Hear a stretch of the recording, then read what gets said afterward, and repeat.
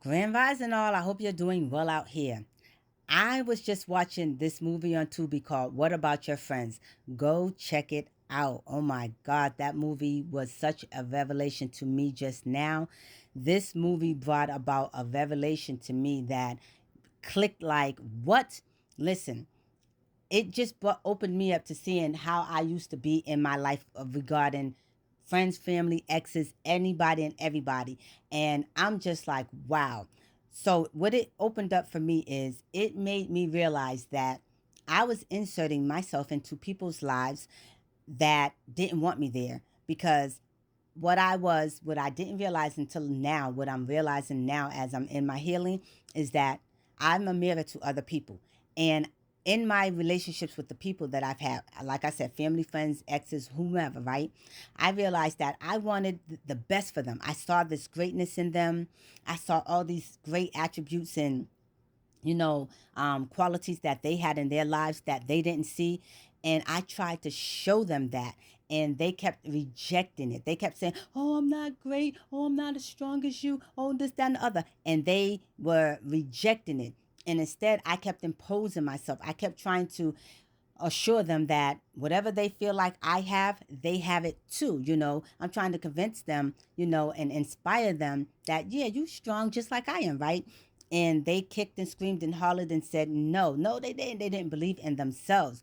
And I just realized that by me staying in their lives, they hated me. They hated the fact that they looked at me to a certain degree as somewhat like a perfect person when I shielded them from all the trauma that I actually faced and or went through while I was dealing with them as, you know, the friend, or the girlfriend, or the sibling, or the daughter, or the cousin, or whatever it was I was to them, right?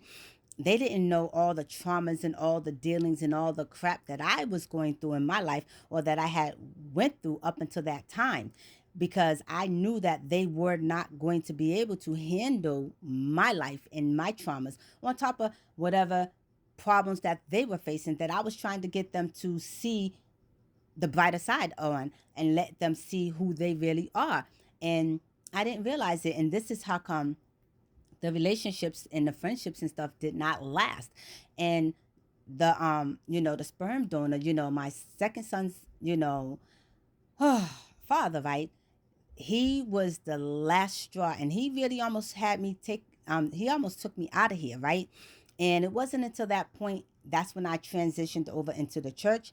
It wasn't until that point that I realized that, you know, I need to know my worth. And it also let me know that I can't save everybody. These people were not my assignment, but I kept trying to make them my assignment. I kept trying to be there for them. I kept pouring into them. I kept trying to show them their value. I kept trying to help them to believe in themselves, all the while they were breaking me down, while I was exerted and I was exhausted and I was draining myself. But I was going hard for people who weren't going hard for themselves.